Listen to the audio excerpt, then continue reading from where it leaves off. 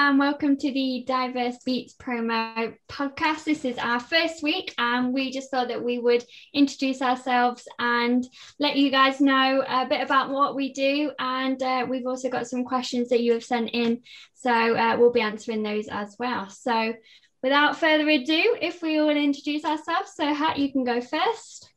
Hello guys, this is Serhat, founder, CEO, and the head of Diverse Beats Promo. I'm here with alongside my team, my beloved team, Nicole, Michael, and Jessica. And I'm happy to be here because I finally managed to find great people to work amongst. And we are doing great things. It's been about 2 weeks since we started working together, but we have made major improvements, and we are working on greater improvements to follow very, very soon. Diverse Beats is a promo company which is based on solid foundations of everyone's expertise in different areas. If I have to talk about myself, I have a 20 years experience within the industry on the business side as well as on the music side as well. But we will dive onto that later on. I would like to pass the conversation to Michael, and then let's see what Michael's got to say. Hi guys, my name is Michael. I'm a label manager, an A&R, active A&R.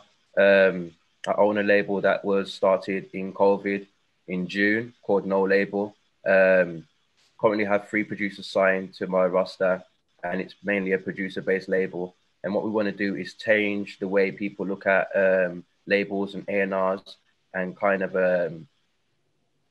lead the forefront on kind of creativity within the industry and putting that to the forefront by starting in like a producer-based label, which is something different and something for people to identify with on a different level as well.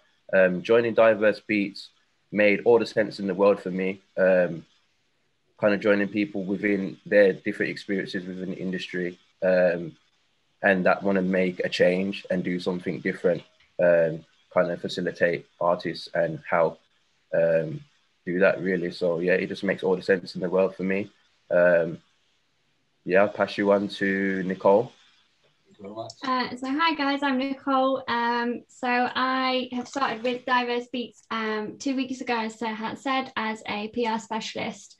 So my background was I was at uni, and I started to kind of venture out and work with festivals, doing park life, and Liverpool Sound City, doing various roles as artist liaison, looking after the artists and doing some marketing. And then I started an internship at a company called Interior Presents, and they were a booking agent and promotions company, predominantly doing gigs. We had some really, really fantastic artists that we worked with. So we worked with Terry Hall from The Specials, Bez from the Happy Mondays, Oriel, some really great artists. And then I currently work for Smooth Radio East Midlands as well, as a marketing and street team member, doing the fundraising, but also doing some of the marketing and shouting about Smooth. And then I got interested in the broadcasting sector of that. So I started an internship with the presenter Gareth Evans, who has now become a really, really close and great friend of mine. And he helped me learn a bit about how the broadcasting side works, and I was an intern producer on there, which I am now doing full time. And moving to Diverse Beats, I wanted to, as a musician myself, I wanted to be able to give back to musicians, and I understand obviously how hard the industry is, so being able to help them and take that pressure and relief off for them is really special. And it's great to be able to find and discover some amazing artists daily. So yeah, I'm having a lot of fun and very grateful to be part of the team. So now I'll pass you on to our lovely Jess. Hi everyone, I'm Jess. So I started with Diverse Beats as well 2 weeks ago. My music journey pretty much started when I was about 2 years old. My mum was always into music, and she got me playing piano from around 2 to 3 years old. I then went the classical route really, and I now have like grade 8 in piano, guitar, classical singing, musical theatre singing. That's my background. I went to a performing arts school as well. So I've been in the studios. I know like studio production. I've done that since I was about 10 years old. So that's really interesting. Done some professional recording there. I then went on to study music at the University of Birmingham, and I'm now doing a master's in marketing to hopefully get into the A&R world, digital marketing for more of a smaller independent label, because I actually think it's quite sad what's happening with the monopolization of the larger labels at the moment, and I just want artists to have a fair chance. So yeah, that's my background. Perfect. Perfect. As you can see, guys, all of us come from different backgrounds, but within the same music industry. We all have different different perspectives on the same platform in the music industry. But however, this is what I would like to say. Each one of us has our strengths and our weaknesses as well. But when we come together, that's why we actually form a great team in Diverse Beats. That's why I believe we will go a long way all together. I would like to say it's been a fun, amazing, sometimes ups and downs, but it's been a great journey for me within the music industry. I've been in it, like I said to you earlier as well, about 20 years now, and I've seen some great things happening as well as some sad things happening as well. And today, it's a meeting and greeting kind of podcast for us. We are introducing ourselves, but if you guys would like to appreciate as well, I would like to give a little bit insights about my story and about my sort of perspective on the music industry, where we are right now, from when I entered it and how far we've come. If you guys agree, I would like to say a couple of things about that. What do you guys say? Definitely. Yeah, absolutely. All right, perfect. So back in the day when I first started DJing, to get your hands on a new piece of music, it wasn't a hard job, but it was harder than it is today. So we used to have to go to record stores to find out new records. And even if you go to a club and you heard the DJ playing a new song, and you would go to them and ask them, "Hi, listen, what's that tune called? Can you give us the name?" And they would immediately close the label. They wouldn't show you the name because, you know, it was whoever goes to the record store first and finds that one gem. That was the deal. That, you know, now you're the guy that has that gem. Obviously, they have multiple copies in other record stores, but they would just go just like that. But right now, at the time, it was kind of difficult to get that one song. But right now, if you have a mobile phone, you Shazam it, you download it, boom. Everyone's got the same song now. So to become versatile these days and to become unique, it has become somewhat harder. But that's where the guys like us gets involved. So we, as Diverse Beats and companies like us, we're not the only one that's doing this, but we are doing it different and we are doing it better and we are going to do it even better. You got my word. And I know I trust you guys in that as well. So what we do is we dig and we find the artists that are buried, that are not being heard, and we bring them overground and we get them heard as well. And that's where we specialize in. And that was the main reason why I created Diverse Beats less than a year ago. And now I am happy to be surrounded with like-minded guys like yourselves. And I believe we are going to go really, really far within Diverse Beats, with Diverse Beats, and into the future, we're going to do great things. Nicole? Absolutely. Definitely. Yeah, no, I agree. And I think it's really lovely to hear kind of your side of it as the CEO of the company. And it's great to be part of it. We are giving back to artists and making sure that they're heard and giving them a chance, really, in an industry that's so difficult to get that break and get that chance. And I think it's an excellent thing to be part of, and really humbling and lovely to hear everybody's stories, because we as musicians, but also as individuals, we all do have a story, and not everybody knows everything about everybody, but it's great to be able to learn things and get different angles on people, and and really shout about the differences that make them who they are. So yeah, thank you for having us. Definitely. Michael, tell us a bit more about your current position with us and your position in your label. How was the label progressing, and how was everything going with that? I mean, with the label, it was kind of my label was born from a radio show I used to do. Now, I used to have a show on a radio station called Atlas Radio. It's a newly formed radio station in Halesowen in Birmingham. And I decided to call my radio show No Label, because it was built on a vibe, not necessarily genre based. It was built to premiere different music artists, styles, genres from all over the world on a global scale. And sometimes people struggle to identify what they're listening to, but I just wanted a unique listening experience of different flavors. Now, when it formed into a record label, it was even harder for people to identify what it was I was trying to do, because nothing really is being done like that on that scale. So I led to the forefront and got like some producers that were like-minded and didn't have like closed minds in that respect, in different styles and genres. And we created our own merchandise, and we started creating our own sounds via doing edits and remixes. We put out 3 projects last year as well, just to premiere what we're doing, so people can get a bit more of an understanding. And a lot of people have got something to go back to look on the foundation that we built. So we're not just kind of talking out of the mouth until we're blue in the face, saying, oh, this is what we do. You can kind of look and see and hear it. I feel like with Diverse Beats, we share the same vision going forward. I feel like we are of the industry. We are the artists. We are the producer. We are the DJ. And we've been deep into the field. Now we're moving on to a scale where we want to actually get to a place where we want to use our opportunity to create opportunity within the industry. I feel like that's important, because we're not just salespeople. I feel like within the industry, there's a lot of people in important positions that haven't really been in the field as such, dictating how certain things go. And I don't feel that's really a fair balance to people that are in the field doing creative things and want to push the genre and the culture forward, because you won't necessarily get where they're trying to come from.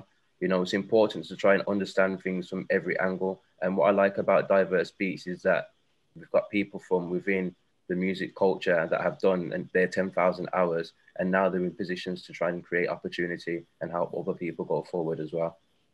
Definitely, definitely. Before I pass it on to Jessica, I would like to add 2 more cents to that. That is, you're absolutely right with what you said, because we are not just salespeople. And I can actually give a very, very relevant and recent example to that. A client got in touch with me via our Instagram channel. So we immediately exchanged numbers last week, and we started talking. I don't want to give no names, but so he pitched me his forthcoming album. It's a, you know, bit of bashment, reggae kind of thing, kind of album, quite urban, lovely beats. I loved every single track on the album. So when the client asked me whether, so, you know, can you promote this for me? Like, you know, and I said to him, listen, I'm a very transparent guy. I'm straightforward. I'm not going to give you no BS. I'm going to tell you straight right here, right now, that at the moment, I cannot promote this for you because the sound is great. However, it is not relevant to what we, the type of music that we are currently promoting on Diverse Beats. So I rather not take your money and not give you anything in when the promo ends, because the guy was interested in the, you know, most expensive package that we have.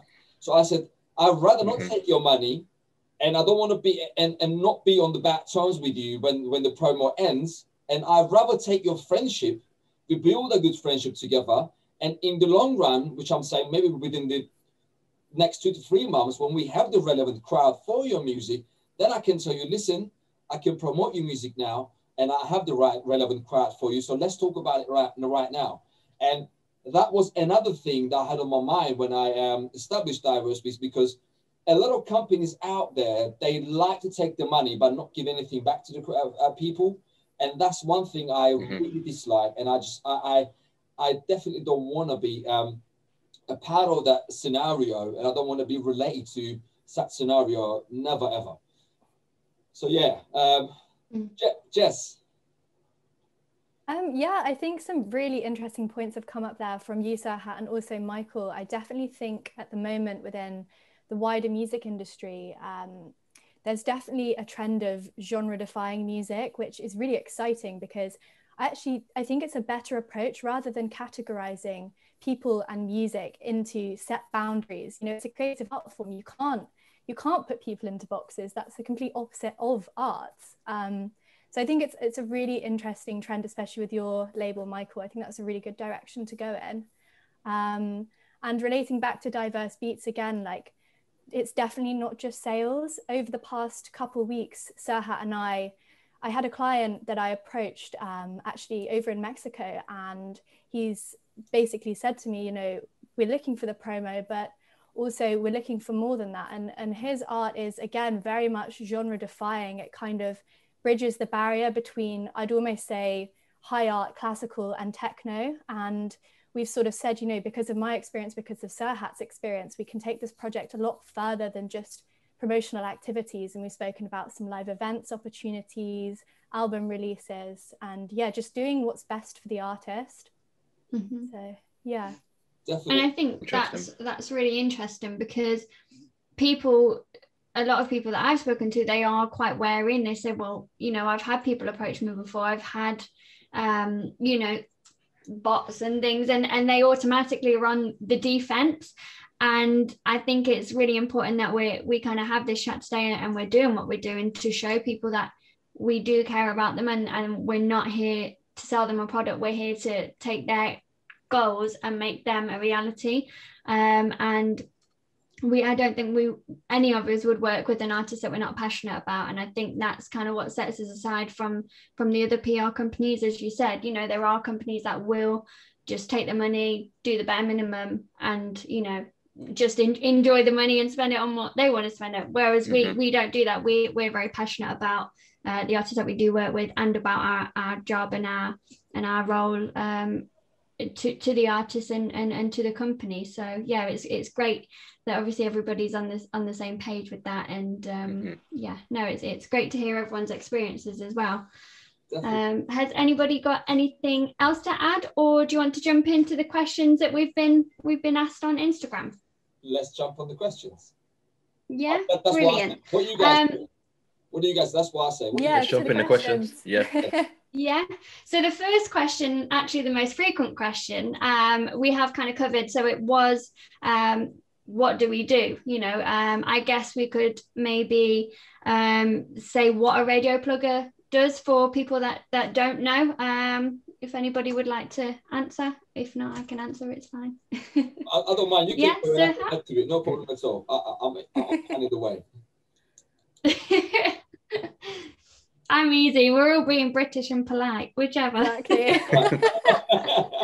Okay, so you could do it. No problem. And you guys can just, you know, add to it. So what we do is, if you want to simplify it, which is not that simple, obviously, it has got a lot going on behind the scenes. But if you want to simplify it, what we do is we get the song, your precious belonging from your hands, and we take it to the people which you will never ever be able to take as an individual. Now, this is not me looking down on anybody. This is not me downgrading anyone's efforts. Please don't get me wrong, but this is basically the results of the work that we've been putting in for years, for months, over the years, and you know, and this is the accumulation of experience that we've had over the years. When we combine them all together, with each one of us within Diverse Beats, we are able to go further in terms of radios, and in terms of DJs, in terms of festival owners, in terms of just anything and everything that is music related, that we as a team can take your song to a higher scale than you can ever take as an individual. So obviously you could still do that. You could still promote your music alone. But then how far can you go compared to a team who has got huge expertise within the music industry and probably an amount of expertise accumulates of close to probably 40 years or maybe 60 years. You know what I mean? So obviously, in terms of that, this is, if you want to simplify it, this is what we do. We set your song and then we'll take it to people, and your song will definitely, we will definitely create a huge buzz and huge momentum around the song compared to you could do yourself.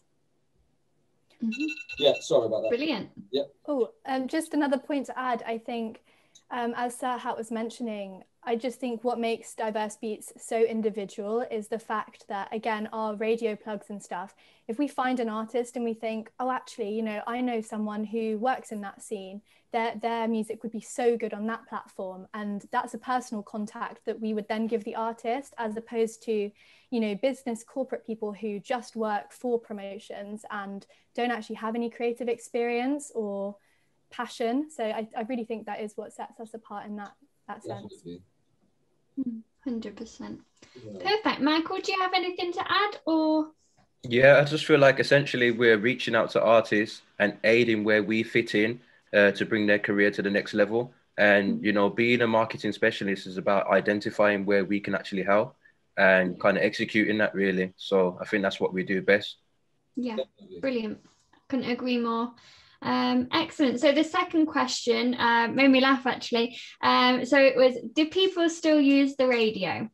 Now, for me personally, I think if anything, radio play and radio consumption has rocketed massively. You know, you've got so many different platforms. You've got BBC Introducing, who have obviously now just introduced BBC Introducing Live Lounge, which is everybody is going crazy for. And you've got so many different radio stations that obviously can be genre defining or can be various and play all the different genres, which I think is amazing. And there's so much more accessibility to radio that people can even comprehend and can even imagine. So to answer that question, for me personally, I think it's actually more credibility, adds more credibility to an artist, and definitely more used than anybody could imagine now. So, see, what people, I would like to add to that, what people think, what they assume is that when you say radio, anyone's mind automatically would go to you in your car trying to tune into a radio station. Oh, you know, I'm listening to radio. However, it's not like that anymore. You could get any radio station on your smartphone, any radio station, from BBC to Capital to whatnot, you know what I mean? Even the radio station that we work with closely, the ones in Cyprus, the ones in England, they can all be found on your App Store or Google Play, and you can download the application and you can still listen to radio on your mobile phone. And this is what people are not understanding. And I would like to tell them, you can listen to radio on your phone. That's it. Definitely. Yeah, definitely. I think as well, like something that Nicole brought up, I think a lot of people may initially on the surface level think, oh, advancement of technology, you know, radio is quite an old technology. But actually, technology has advanced radio to the state where things like the BBC Live Lounge, you know, they're recorded and they're put on YouTube, and, you know, you can watch them, you can share them on social media. Actually, to be honest, makes it a better platform. So I definitely think radio is consumed in a lot more different ways now, for sure. Yeah, definitely. Michael, perfect. I think radio is still a factor. I feel like through the last couple of years, radio was kind of circled and looking to kind of like the underground base of music, and they want to know what's going on underground rather than kind of dictating, as they usually do, playing that one song 100 times a day. Like it's a mix. If I can like listen to Radio 1 or another radio station and hear Unknown T, a drill song, like I know that it's changed. The whole format's changed. It's kind of, they've even getting people from different backgrounds and things like that representing their kind of stations and things like that, just to put a whole spin on it, just to let you know, like, people within music and the fans and the consumers do dictate what happens, and it's being incorporated into everything they do now. So it's definitely still a factor. Absolutely. And I think it shows definitely as a musician, you know, if you do get that Radio 1 play, that kind of gives you a lot of credibility, and that's kind of where everyone is still aiming for. So it just goes to show that the impact that the radio does have, because once you get, you know, your big radio play, that's where you're going to start getting the headlines at the festivals and the headline gigs, and that's where people are going to hear you a lot more, and it is a snowball effect. It can start from just a radio play, but it can go so much further. So 100%. Yeah, I feel like who doesn't like PRS as well? So yeah. Exactly. There we go. That's it. Yeah. I mean, brilliant. Example of that happening so many times. I mean, a lot of people just got played on Radio 1 mainly a few times, and then we see what happened to their careers right after that. They got major signings, and they got, you know, gigs in Ibiza and gigs here and gigs there straight away. So it still goes a long way to get airplay on big radio stations, as well as the small radio stations as well. Yeah, absolutely. And leading on from that, we had, is brand important? So. Brand itself, or yes. Diverse Beats brand? So brand itself. So this was an artist that sent this in. So I guess they're looking for how important is like your image and your angle. I mean, coming from studying Masters in Marketing right now, at like the #1 uni for marketing, yes, it's like the most basic thing and most fundamental thing you have to be successful. You know, I think a lot of people may skim over the brand, but it's, you know, it's exactly what you project to the world, your aims, your image, what you stand for, you know, your values. And that's what people are going to take when they first see you and hear your music, and they're going to decide, oh yeah, this person's for me, this person's not for me. And often actually that's decided within the first 5 seconds. So I think it's really important. Yeah, no, I would completely agree. And I think people, the trouble with the word brand is people think it's all visual, and it's not. It's quite right, as you said, you know, it is for what you stand for, and it can do anything with your personality. I mean, look at Lewis Capaldi. His brand, if you like, is being funny, but that's just his personality. But he's really owned that, and he knows he's not necessarily, you know, the most attractive person, and he owns that, and he works at that, and that's what people, you know him for. Yes, they know him for his music as well, but the first and foremost, I guess, it would be his personality. And for me personally, I would say that brand is so important. The first thing we kind of do when we hear an artist that we like on Spotify or another streaming platform or the radio is we go straight to their Instagram. That's just, we're in the digital age now. That's just generally what we do, and we'll look and I guess judge how at their credibility and their value based on how their social media looks and what they stand for. And, you know, I always say to people when I have meetings with them, you know, are you doing any charity work? What do you stand for? What do you believe in? Because to me, that is a lot more important than what you look like. I want to know more about you. I want to know what makes you you, and what sets you apart from the rest, really. Definitely. Go on, Michael. I just feel like brand's definitely important. I mean, as individuals, we're talking representation of our brands.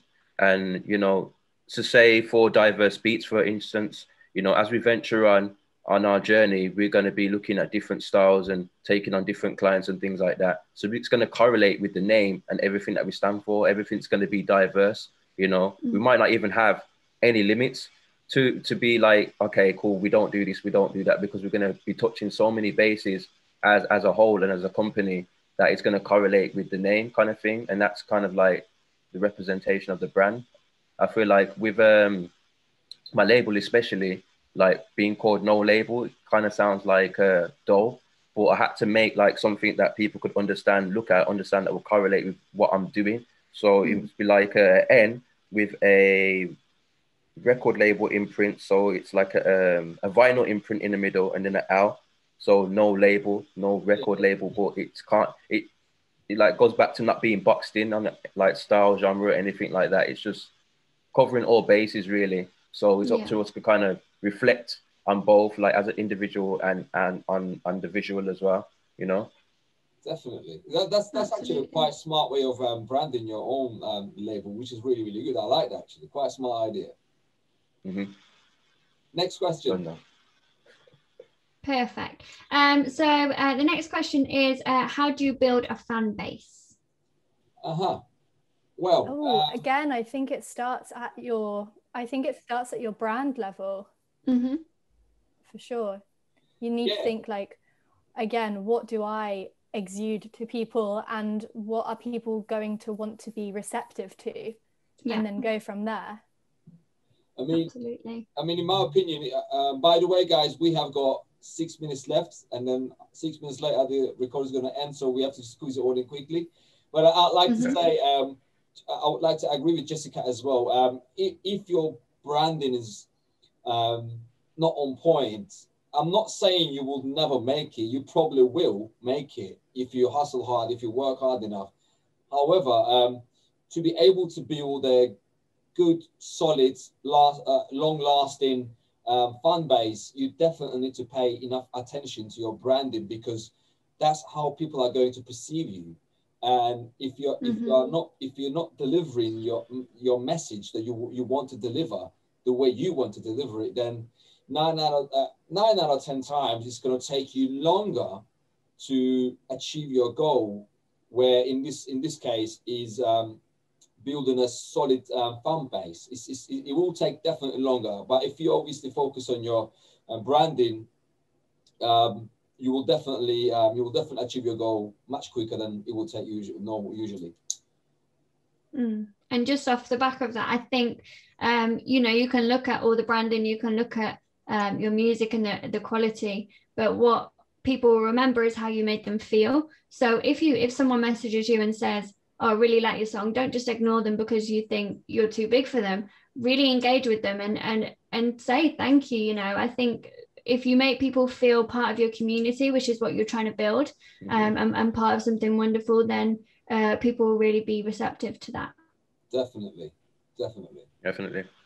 Mm-hmm. Brilliant. Well, that concludes all of the questions. So thank you very much for everybody's answers. It's been really great to hear all your thoughts and a bit of your backgrounds as well. And yeah, thank you to everybody that has listened, and you can find us all on Instagram. So if you do want to message us, we're always happy to help, always happy to listen, and anything we can do to help you or your music, just let us know. Brilliant. That's it. Thank you, guys. I appreciate your time. I appreciate our first and very, very good podcast. The more to follow every week. So we are going to be broadcasting every Friday. And you can find us on all social media as Diverse Beats Promo or just Diverse Beats. And give us a follow, like this video, subscribe to the channel, and see you guys next week.